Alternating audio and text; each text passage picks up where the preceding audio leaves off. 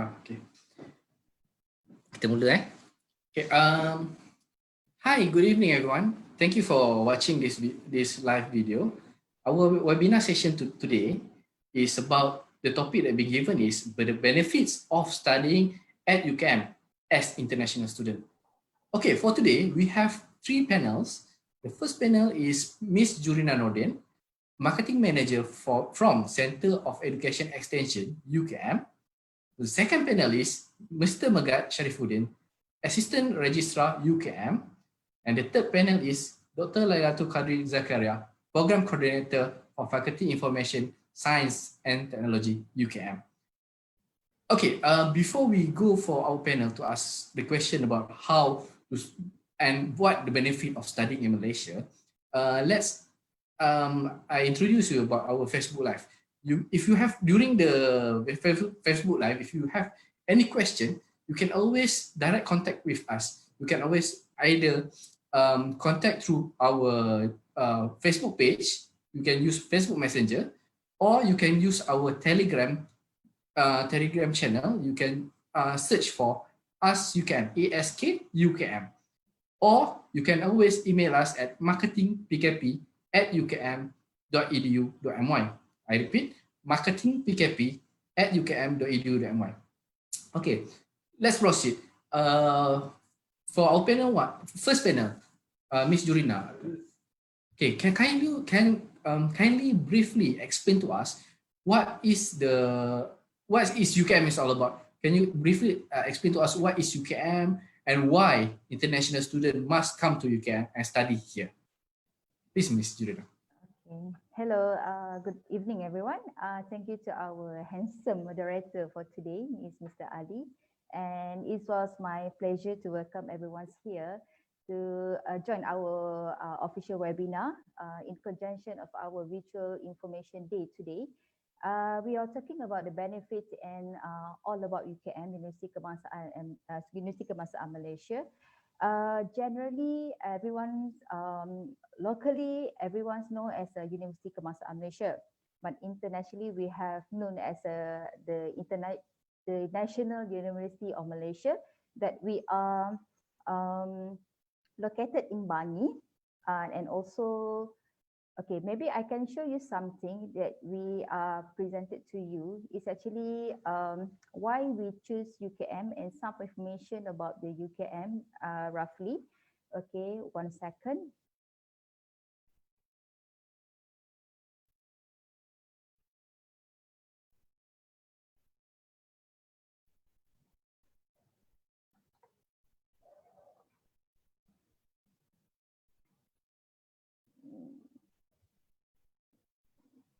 Okay, so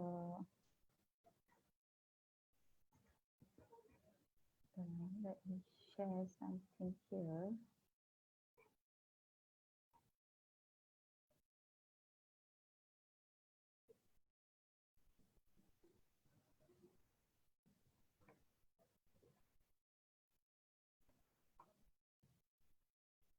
Everyone can see my slide. Okay. Yes, we can see. Okay, 1 second. Let me try to this thing.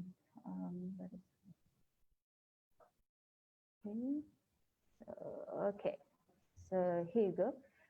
Okay, why choose UKM? Okay, one of the when we are talking about the Malaysian government university, we are a part of that. It's actually we are supported by the Malaysian government as a research and autonomous university, and we are the best top 3 university in Malaysia among the private and the local university. And a part of that, we are top 160 at the moment in 2020 in Times Higher Education World University Ranking. Currently, we are in 160 top achievement, and we are committed to excellence with achievement of the ranking 141 in the QS World Top Ranking 2020 and 2021. And among the Asian university, also we are in overall in the ranking 39 in the QS Asian University ranking. And a part of that, we are very strong in academic reputation, which is as a Malaysian National University, we are receiving the Quality PM Prime Minister Quality Award in 2006, as well as we are very supported by the Malaysian largest pool of expertise in PhD qualification and in very various industrial experience. And together with the help of experience is managing quality education is undergrad and postgrad program since 1970s. And everyone's know that we offers opportunity to like students mobility exchange program in the top university overall internationally. So basically in the campus in Bangi, we have a comprehensive campus learning facilities. We are in complete facilities that we have. And also UKM has located in the green and sustainable campus as well. So, so far, this is my points in the why we should study as international students, we should study in UKM so far generally. Mr. Ali. Thank you. Thank you very much, Ms. Jurina. Okay, we go straight to our panel, second panel, panel number 2, which is Mr. Megat Sharifuddin. Mr. Megat, okay, as Puan Jurina already told us, UKM is a world-class university. They have a very good reputation in Malaysia and in the world. Also in the world, our current ranking is 141. So, Mr. Megat, always the same question that we have from prospect for international student. The question is about accreditation.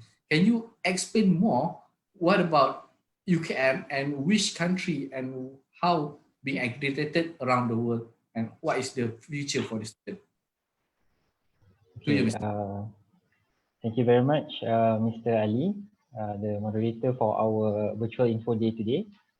Okay, so about UKM's accreditation, like what Ms. Jurina has mentioned earlier, UKM is a public university in Malaysia. So maybe a fun fact for everyone to know is that when you do a little bit of research of the top universities around the world, most of the countries, the top 3 universities will usually be the public universities.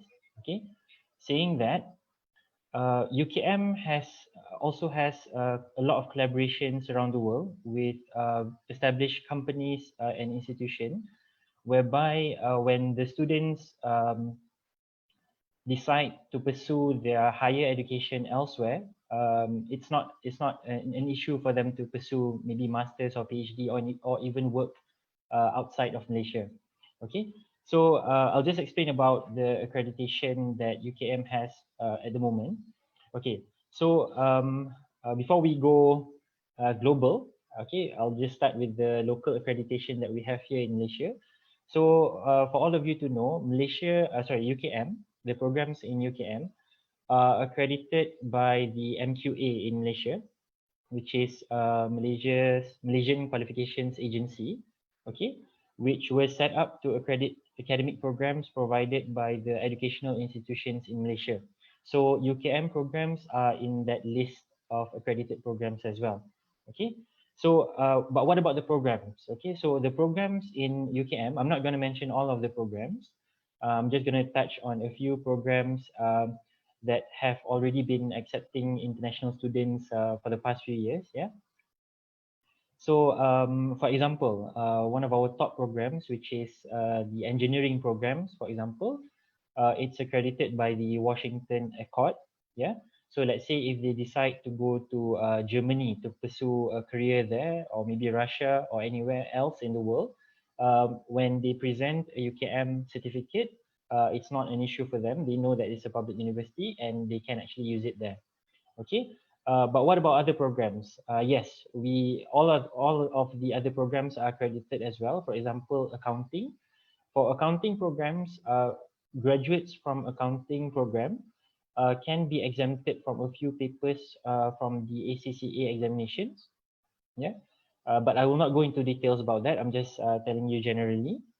And for example, our MBA program, it's recently being accredited by some international organizations as well. For example, we have Association of Asia Pacific Business School, AACSB, which is Advanced Collegiate Schools of Business International, and also it's accredited by European Foundation for Management Development. Okay, so these are only a few. We don't have enough time to mention all of the accreditation available for UKM. Yeah, but the most important thing that you should know is that all the programs we offer here in UKM, from degree level to masters and PhD, and also the professional certificate programs, they are globally accredited, and there's nothing to worry about in terms of the accreditation of the programs. Yeah. So back to you, Mr. Ali. Thank you very much, Mr. Magat. Okay, before I continue to our next panel, Dr. Lailatul, I would like to remind all the viewers, you can always communicate with us through our Facebook Messenger, direct contact with us, or through our Telegram channel. You can search for Ask UKM, ASK UKM. Or if you want to write an email, also you can write to marketingpkp@ukm.edu.my. Okay, very interesting about accreditation and information that have been given by Mr. Magat. Okay, Dr. Laratul, as we know, Malaysia is one of the, what we call it, interesting country to study at. Most of international students want to come to Malaysia and study here. Can you briefly explain what is the difference between education culture here in Malaysia, specifically in UKM, compared to other Southeast Asia countries? Please, Dr. Lailatul. Okay, thank you, Mr. Ali. I will answer the question later. However, what we can say is that the differences are more prominent in the culture differences compared to education culture differences. In my faculty, in Faculty of Information Science and Technology, we adopt competition as our culture, where we encourage students to participate in competitions, not just in university level and national level, but also in international level. And we also have sent our students to participate in competitions such as programming competition, inter-university, so that is international level, robot soccer, which is FIRA Robo World Cup, so that is international level. So this will give good exposure for them, as well as to develop their soft skills, communication skill, and they will know their strengths and also improve their weakness. All right, so basically, this activity was supported by what we call special interest group in our faculty. So we have actually quite numbers of special interest group. However, in here I'm going to explain probably in 4. So basically each student would select one of the special interest group based on their interest. So they can choose, if they're interested in programming, they can choose Program Challenge Club. If they're interested in developing a mobile apps, they can choose like Mobile Application Development Club. If they're interested in robotics, they can choose Autonomous Robot and Vision System. And if you're not that kind of person, they're more on business oriented, they want to be entrepreneur, they can choose Business Innovation Club. So basically when they join our faculty, not just looking at the program, we have programs such as computer science, software engineering, information technology. They also need to identify what kind of club that they are going to join in. All right, so in terms of learning perspective, the mode for teaching and learning in our faculty might be different compared to other universities. So the mode is different actually, varies from courses to courses. So for the first year student, all students will take the same courses, which will provide the fundamental knowledge for their programs. So basically the first year student, the lecture will be done in mass hall and will be done in a hall with like 200 students. And after that, we're going to divide them into small groups between like 10 to 13 students for active learning or student-centered learning in tutorial and lab sessions. So students should be prepared and they need to have their own timetable to organize the schedules and to have a good reminder system to set their deadlines. Okay, And in order to answer the education culture difference, so this is quite interesting. So I will let the student to tell the differences to me. So because what we do have is that in order to answer that question, we need to experience ourselves before we can give a correct answer or fair answer in order to not give a biased answer. So university have this program, which is student mobility programs or students exchange program as described by Ms. Chu earlier. So basically, after you have complete your 1 year programs or 2 semester, which is the minimum requirement, you can join this program, which is the mobility or students exchange program. Okay, so UKM have MOU, Memorandum of Understanding, with lots of university, not just in Southeast Asia, but also in other continents, in Europe, in other Asian countries. And students can use this opportunity to experience themselves, the differences, cultural differences, and educational cultural differences there. And the duration of this mobility or exchange program differ. It may range in 1 week or 14 days or 1 month. In fact, it can go to 1 semester up to 1 year. So in order to join, students have a good planning to be included in their timetable. So our faculty, we have sent our students to countries such as Indonesia, Japan, Korea, and Taiwan. And this year, actually, we are planning to send our students to Canada. However, due to pandemic reasons, so we need to hold it down. And then we're going to resume after everything got cleared. Yeah. Thank you very much for the explanation, Dr. Lailatu. Very good exposure to our international students who are interested to study in Malaysia. Okay, let's go back to Miss Jurina. Okay, Miss Jurina, can you explain more on who is the right person to study in UKM and what is the requirement to study in UKM, and when is the next intake for UKM and the due dates? Can you please explain more for the viewers to understand, and if they're interested, they can apply. Please, Okay, Ms. thank you, Mr. Ali. Let me continue generally in like who can join in UKMI. Essentially, we are focusing more on international student. We are calling for UKMI. Then and also what is the entry requirement to join our program? So basically, for general entry requirement, we require students to have a complete 12 years of primary and also and high school education. And obtain the high school certificate, for example, like higher secondary certificate, senior secondary certificate, graduation certificate, tajiyah, ijazah sekolah menengah atas for Indonesia, and maybe a high school diploma. So this kind of the student that we are looking for. And don't forget for the Cambridge A-level students, they also can apply.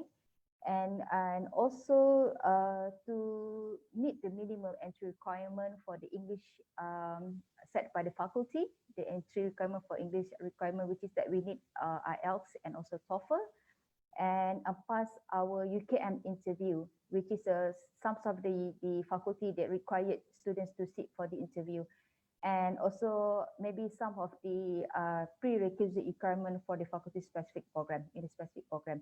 So when we are talking about entry requirement, generally is actually we are target more on like high school diploma students and A-level students to join our program. Maybe some of the international students they will ask how about our like O-level or maybe like grade 10 or grade 12, grade 11. How they can apply to UKM, University Kebangsaan Malaysia. For sure, we are not taking any O-level students and also the grade 10 or 11 students, because our minimum requirement, we need students from the grade 12 and also from the A-level students. So that is about generally about the entry requirement that we need to explain to the international students. So when it comes to the intakes, okay, we are still now open for the next intake, which is September. Basically, normally we are having an intake in October. So since we are now in the pandemic COVID-19, So we have to postpone from September to October intake. So we still have time because the intake still open until 31st July. So we are welcome for the new students to apply. If you have any inquiries, any what we call it about the program that you need us to advise you or something, you can just liaise with us. That just now also Mr. Ali already mentioned, everyone's here, that if you need any information, you can just go through to our official Telegram, which is Ask UKM, as well as a Facebook messengers, and maybe other things. Maybe you can just reach us via email or calling us from our office. So we have many options, students who can reach us, actually contact us directly if you need any information. So maybe I can just show you some things that how the process to apply to UKM. 1 second, maybe I can share something here. Okay. So this is generally the applications procedure through UKMI. Okay. The first step, actually you have to browse to our website, which is www.ukm.my/pkp. Okay. You can just maybe you can just use your PC, your mobile phone. You can just access us through our website. Secondly, the second step is read the application procedure. Okay, which is this is the same website. The third step, which is you have to complete the form. Okay, that you need to complete all the form first, and then the step 4, you have to pay for the processing fee. Okay, for the processing fee is ringgit Malaysia 100 ringgit only. The one is a processing fee. Okay, for the step 5, you have to upload all the academics documents. Okay, together with your passport, your academic qualifications, everything you have to upload in the step 5. And the next step, in the step 6, you have to submit the application form. The application form also is true to our e-speak application form. Okay, and the step 7, the confirmation to enroll. Okay, confirmation to enroll. You will get the confirmation through to your email. Okay, your email, the official email that you already registered in the system. And the step 8 is enroll. Maybe I can just continues to next process. Usually, like this one is a procedure for UKMI for those students who are wanted to apply directly to us through our system e-speak. Okay, so maybe some of the students maybe ask, okay, how about our visa? How about our process visa to apply? If let's say we are complete all the process here in UKMI, how about the next step? After we get the offer letter from our side, how the next step? Maybe I can pass it to Megat to talk about roughly about the visa process. Okay. So yeah. Before that, Madam Jurina, I also have the same question to Mr. Megat, which is, Mr. Megat, we always have this question by the prospect international student that want to study in UKM. They always have this same question. The first one is about the visa, the process of visa, and how you can assist them. And the second one is about how about the accommodation provided by UKM for international students. Can you briefly explain for these two items, which is the first one is visa processing, and also for the accommodation provided by university. Please, Mr. Megat, explain more. Okay, thank you, Ms. Jurina, and also Mr. Ali. Yeah. Okay, about the visa processing. Yeah. For visa processing, all international students are required to do what we call here VAL, V-A-L, visa approval letter. Okay. So in UKM, we understand all the phases that the student has to go through to submit the application and prepare the documents.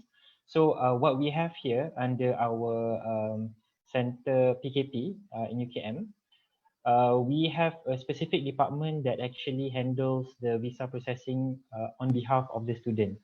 Okay, so what is a HESA department? HESA department is actually a unit under our center whereby they are in charge of ensuring the welfare and also the visa arrangements for the student.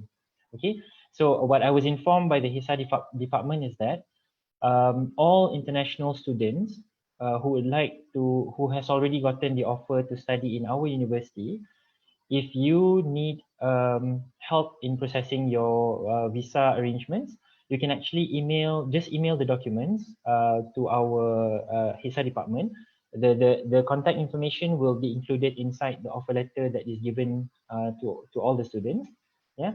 So HESA department, usually the time taken for the visa to be processed, just to be on the safe side, usually what we would advise the student is to send in the documents at least 2 months before. Okay, why is this? This is because we had experiences before whereby students send in the information at the last minute. Okay, maybe even some students actually send in the documents even less than a month before the registration date of the program. So how this impact us is that there will be a delay in the process of the visa, because due to some of the documents might not be clear enough to be processed, and maybe some documents are incorrect. For example, they might have a little smudge on the picture, or maybe the document is not the document that is requested for the visa processing and whatnot. Okay, so what we do here, what the HESA department in our center does is that they will be constantly in communication with the students to advise them what step needs to be taken, and what are the criteria of the documents that need to be submitted. So I have experience working with the HESA department myself, so they are very efficient in this. So we are actually trying our best to help the students to ease the process of the visa processing. Okay. Mr. Mega, maybe I can just add on something. Okay. Yeah, Due sure. to visa process, maybe based on my experience on the visa process. So when we are talking about the visa process, once the student complete all the document through our system, through our what we call the documents that we need here in university, the process is actually once the student complete here in university, okay, the university will submit all the documents to what we call one of the agencies we call Education Malaysia Global Services, EMGS. So EMGS is a part of the visa processing center for all international students who are applying to study in Malaysia. So once we get the approval for EMGS, the Education Malaysia Global Services, then the next step, they have to get the approval from the immigration center. So this is the flow, actually, the process of the visa process from the university, actually from the student itself to complete all the requirements. Then the university will submit all the documents to the EMGS directly. The process is continuous until the immigration.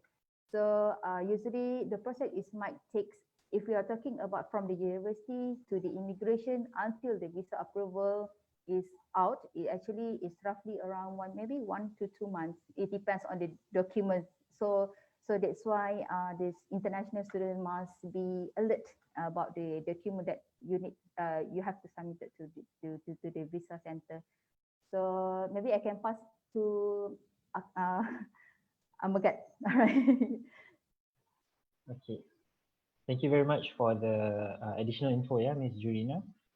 And also, just to let the viewers know, it's not only for the first-time processing. The HESA department is also dedicated in helping the process of different types of visa, renewal of visa, variation of visa, progression, and dependent visa. These are, for example, those who are coming to Malaysia with their families. Yes, our department will also assist with that as well. Okay. So there was another question, Miss Ali. It's about the accommodation of Yes. the students, right? Yes, that's correct. Okay. So I'm just going to touch a little bit on that as well. So for accommodation for international students, maybe for those of you who have never visited the UKM website, in Bangi, the main campus of our university, we have 12 residential colleges available for the students to apply for. Okay, but for international students, it's a bit special because when they apply and when they receive the acceptance letter from our university, international students we will automatically place them inside our premium college, which is College Ibu Zain, which can house up to a total of about between 400 to 500 students per intake. Yeah. So what is special about this accommodation? Maybe I can show you a picture. Yeah, I'm just gonna share my screen because we have some pictures of the slides. Just give me one moment here.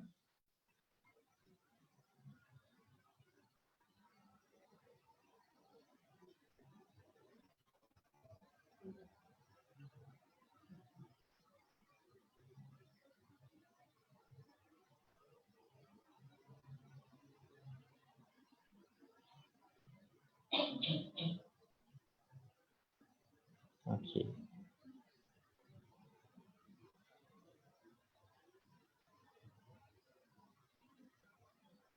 Okay, so as you can see, okay, just to add on the information that I have mentioned before, the main campus is in Bangi, yeah, which is about 30 minutes away from the Kuala Lumpur International Airport. But we also have a campus in Kuala Lumpur, whereby it housed our medical students and also those medical related programs like health sciences, pharmacy and dentistry. They will be based in the Cheras campus and the Kuala Lumpur campus. Yeah. But now we are talking specifically about the premium college for international students. Yeah. So I'm just going to show a picture here. Okay, so as you can see, this is the setting for the premium college, yeah, College Ibu Zain, and the students will have an option to choose between the single room or the twin sharing room. Okay, so you know some students, they come to Malaysia, to our university specifically, to study sometimes with their friends or with their siblings, and they want to be placed together, for example, they can request for that as well. Okay, but that it will be up to the management of the residential college to decide on that. Okay, but I'm just saying here that there is an option for them to either stay on their own, single room, or they can actually stay with a friend as well in the twin sharing room. Okay. Now, the good thing about this premium college, how it is different from the normal college, is that the premium college will have I would say, an upgraded facility for the students. So inside the room, we have air conditioner, we have facilities like a hot shower for the students. And these are some pictures of the settings at the residential college. So in the middle here, this is the student lounge. Yeah. And then we have the toilets on the right side. And as you can see on the left side of the screen, that is actually the student pantry. Okay, so the students can actually socialize with their friends at the student pantry. Okay, so maybe since we are already discussing about the accommodation, I'm just going to touch a little bit about the recreational hotspots nearby our university. So as you can see, we have a few malls that is not more than 15 minutes away. Okay, and we also have, as you can see, one of the list of places here is the KLIA, which is the Kuala Lumpur International Airport. Yeah. So why is this in the list? It's because the Kuala Lumpur International Airport, for those who are viewing this live stream right now, actually the Kuala Lumpur International Airport, the setting is also like a mall. Okay, so most of the students sometimes when they just want to hang out somewhere that is far away from the city, but also give the same vibe as a mall, they will hang out at the Kuala Lumpur International Airport. Yeah, and all the other three places listed here, they are not far from reach for the students, they can actually drive or just take a cab to one of the places here. It's also very, I would say, interesting for the students to hang out with their friends here. It's a very nice place. These are very nice places. Okay, so I think enough from me. Maybe I'll give it back to Mr. Ali to continue the session. Sure, thank you, Mr. Mugat. Okay, basically for viewers outside of Malaysia, for international student, for the prospect who do not really familiar with Malaysia geography, location, everything, UKM Bangi is a city that located in between the airport and also the Twin Tower, the KL city center. Roughly around 30 minutes from the airport is our main campus, Bangi, and from our main campus to the KL city center, roughly around 30 minutes also. So we in between from the airport and city center. Okay, before I go to Dr. Laito, I wanted to remind for viewer, if you have any question or any query, you can always direct contact with us through Facebook Messenger or Telegram channel that you can ask. You can just search Ask UKM, ASK-UKM, or you can always email us at marketingpkp@ukm.edu.my. I repeat, marketingpkp@ukm.edu.my.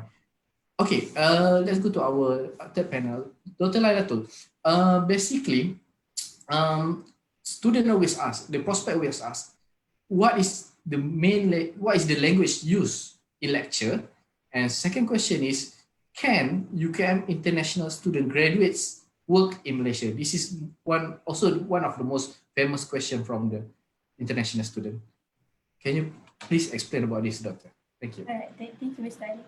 So basically, our main language, our main medium is actually English. So we use English in our teaching and learning. However, sometimes we do use a mixed language, especially when lecturers says that there is no international student there. And sometimes our local students are very shy to ask in English, therefore they ask in Malay. So sometimes lecturers do use mixed language in order to answer those questions. And the one thing that you need to remember is that Malaysia is a multi-races country. We have Malays, Chinese, Indians, and other races here, and also mixed races. So students blends very well in here. So it's hard for the lecturer to distinguish whether you are international student or local student, right? So if you feel left out, so don't feel left out. So just let them know so that they can just switch the language in no time. So yeah, so language should not be a barrier here. So we should have no problem in terms of speaking English. And for the second question is about working in Malaysia. Yes, as long as you fulfill the requirements by Malaysian government, yes, you can work in Malaysia. So I have searched here. So the first thing that you need to do is that once you get an offer from a company, so the employer, your new employer, will be responsible to obtain a work permit for you and do it on your behalf, and also advising you on the required document, right? So basically, for our faculty, your student for fourth year will be doing their industrial training on the fourth year. And our employability rates is quite high. It's between 80% up to 19%. Yeah? So it depends on the courses. So it's quite easy for students to get job. Actually, your own job offer in Malaysia. Yeah, that's it, Mr. Ali. Thank you, Dr. Lailatul. Okay, basically, this is the chance for international students. You can still apply through online to study here in UKM as one of the world-class university in Malaysia. Basically, we have a question from Facebook Messenger. I open to all the panel, whoever that feel comfortable to answer this question. The question is about during COVID-19, how you can conduct the classes. Can anyone of the panel can answer if you feel comfortable? It's an open channel. Please. Okay, I think I can answer that first. Okay. It's from lecturer's point of view because we are handling students in COVID-19 now, and how do we conduct classes? Classes run as usual. However, the mode change from traditional classroom into virtual work. So we have multiple tools to assist in teaching and learning. So we use Microsoft Teams, we use Google, we use Zoom in order to do our class. And then so student can we have classes as usual and assignments and everything runs as usual. So um, so during this COVID-19, um, the process, we just shift the process from traditional to online version, online mode. Yeah. Sally? Thank you, Dr. Yes, thank you, Dr. Laito. Very helpful. I think UKM, as in the specifically faculty and university, is very helpful and very look forward for international students and also the teaching method, improving the teaching method every year. Okay, there's another question actually. There's another question coming. Okay, the question is, I think either Miss Jurina or Magat should answer this. The question is, A-level result will be out in the middle of July. In middle of August. What is your closing date is before that?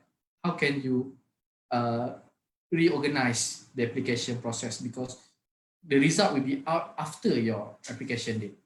Please, either Miss Jurina or Mr. Okay, thank you, Ali, for the question. Okay, so actually for A-levels students, because we have A-levels takers here in Malaysia as well. Okay, so for local students, it should not be a problem because usually we can just submit the results and the transcripts of the students to the faculty, and we can ask the faculty to actually expedite the process of review for the students. But of course, programs such as law or medicine might need to take some time because they might have to do an interview. But for international students, it will be a bit difficult because the visa processing, there will be a visa processing period, and also at the moment there will be a quarantine session that the students might need to go through. Let's say if they come to Malaysia, they might not be able to start immediately. So for international students, it will be difficult. I'm not trying to discourage the international students. You may still submit for review, but we cannot promise 100% acceptance into the university. It's not just because the date. It's actually because of the time taken for the process of review and also the visa processing and also the quarantine. I hope that answers the question. Okay, back to you, Mr. Ali. Yes, Mr. Magat. So basically, for A-level, do you have any other intake instead of September or October? University, do you have any intake that they can enter later on, for which program, or all program or whatever? Can you answer that? Okay, I think I will be answering this question as well. Okay, so yes, actually UKM has two intakes. It's the February intake and also the September intake. However, this year, just to add on a bit of information, this year the September intake has been postponed to October due to the COVID-19 pandemic.